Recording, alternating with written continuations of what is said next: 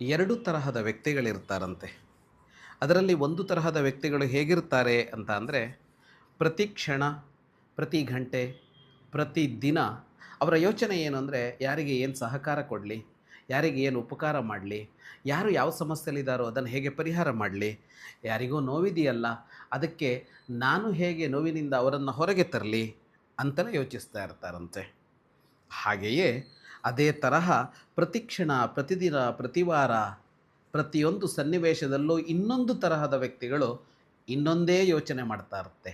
ಏನದು ಯೋಚನೆ ಅಂತ ಅಂದರೆ, ಯಾರಿಗೆ ಏನು ಕಷ್ಟ ಕೊಡಲಿ, ಯಾರಿಗೆ ಏನು ತೊಡಕುಂಟು ಮಾಡಲಿ, ಯಾರ ಕೆಲಸವನ್ನು ಹಾಳು ಮಾಡಲಿ, ಯಾರ ಹೆಸರಿಗೆ ಕಳಂಕ ಮೆತ್ತಲಿ, ಯಾರು ಯಶಸ್ಸು ಸಾಧಿಸದಂತೆ ಮಾಡಲಿ, ಯಾರ ಅಧಿಕಾರವನ್ನು ಇಲ್ಲದಂತೆ ಮಾಡಲಿ, ಯಾರೋ ಇಬ್ಬರ ನಡುವೆ ಒಂದು ಅತ್ಯುತ್ತಮವಾದ ಸಂಬಂಧ ಇದೆಯಲ್ಲ ಅದನ್ನು ಹೇಗೆ ಕೆಡಿಸ್ಲಿ ಅಂತಲೇ ಯೋಚಿಸ್ತಾ ಇರ್ತಾರಂತೆ.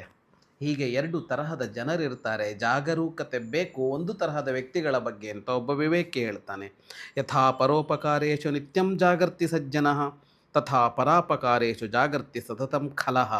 ಹೇಗೆ ಸಜ್ಜನನಾದವ ಪರೋಪಕಾರ ಮಾಡುವುದಕ್ಕೆ ಪ್ರತಿ ಕ್ಷಣವೂ ಜಾಗೃತನಾಗಿರ್ತಾನೋ, ಹಾಗೆಯೇ ದುಷ್ಟನಾದವ ಬೇರೆಯವರಿಗೆ ತೊಂದರೆ ಕೊಡೋದಕ್ಕೂ ಜಾಗರೂಕನಾಗಿಯೇ ಇರ್ತಾನೆ. ಶುಭಂ ಭೂಯಾತ್.